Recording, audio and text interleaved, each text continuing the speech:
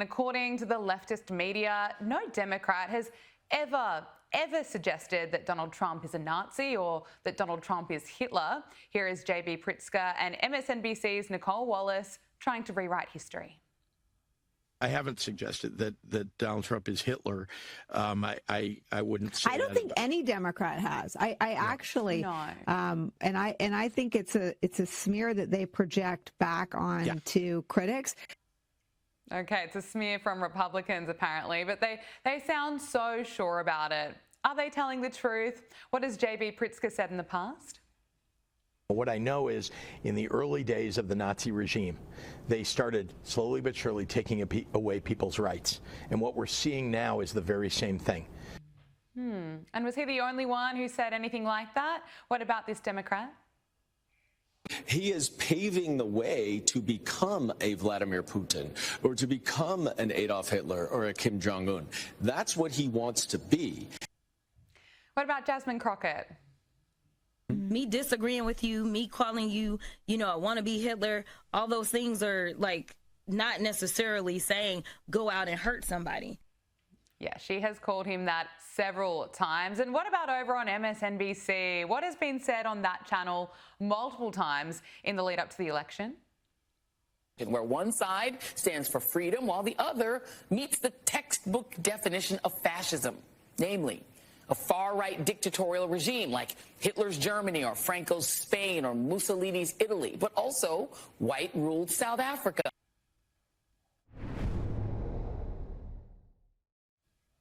Joining us now is RNC Youth Advisory Council co-chair CJ Pearson. CJ, sorry to put you through that, but listening to Joy Reid there, you can understand why MSNBC got rid of her. But Nicole Wallace and JB Pritzker, I mean, who are they convincing? Absolutely no one with a single bit of common sense. But I will tell you, every time I hear this media meltdown, I'm going to start sending you my therapy bill because it's gotten to that point. These people are delusional, and maybe we need to do group therapy so they can get the help that they deserve and that they need. But no, here's the deal. For the last several years, we've listened to these people call President Trump Hitler. We've listened to them call him a Nazi, and also not just him, but his supporters as well. And I got to tell you, these aren't just petty partisan political insults to me. These are clear incitements of violence. These people know what they're doing. They know what their rhetoric is causing, and we should condemn them for it. We should be clear-eyed about it. And that's why I think that, here's the deal. These people, even after the death of Charlie Kirk, have shown that they are not willing to change the way in which they speak about these issues. They want to say Republicans lower the temperature. When will they? Yeah, 100%. And they just keep gaslighting, and it's so dangerous. We can laugh at it, but as you say, it's a call for violence. And it's been awful to see what's happened this year, the rise of extreme left-wing violence. Now, Senate Democrats voted for the 13th time to block a House-passed bill to reopen the federal government, despite a plea this week by the nation's largest federal workers' union to end the 28-day shutdown. It's interesting, CJ, CNN is reporting that Republicans have actually improved their polling numbers during the shutdown, while Democrats are in the worst position they've been in 20 years. Starting with Republicans, how has the shutdown seemed to have affected their political standing? Yeah, you might think, given that the Republicans are in charge of both the House and the Senate, that a government shutdown might actually hurt the Republican brand. But in fact, it hasn't. If anything, it's been helped a little bit. Take a look here, the shift in net popularity versus pre-shutdown.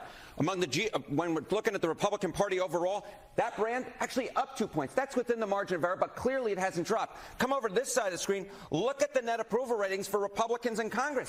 It's actually up 5 points since pre-shutdown. So what we're seeing here is the Republican brand in Congress has actually improved somewhat compared to where we were pre-shutdown, despite the fact that Republicans control. And that's the math that John Thune and Mike Johnson are looking at is, well, hey, why should we give, and electorally speaking, when our brand has actually improved a little bit? CJ, what do you make of that?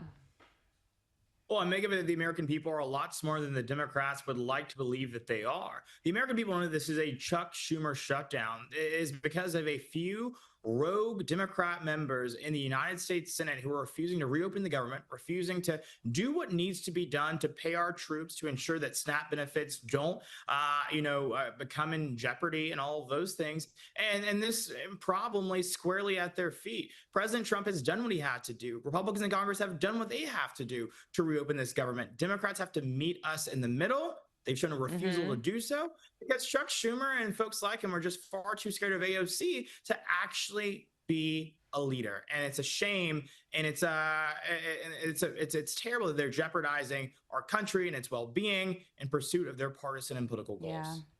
Let's talk about Barack Obama. Former President Barack Obama is heading back to the campaign trail in the final days of elections for governor in Virginia and New Jersey. Now, in Virginia, former CIA employee Abigail Spanberger is facing off against Republican Winsome Earl Sears, a Jamaican immigrant and Marine veteran. Now, Obama officially endorsed Abigail Spanberger earlier this month, and he's essentially calling on voters to snub Winsome Earl Sears. But he's being called out for this because you'd remember last year when Barack Obama lectured black men about why they need to vote for Kamala Harris. Let's just look at what he said.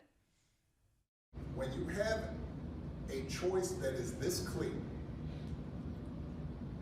when on the one hand you have somebody who grew up like you, knows you, went to college with you,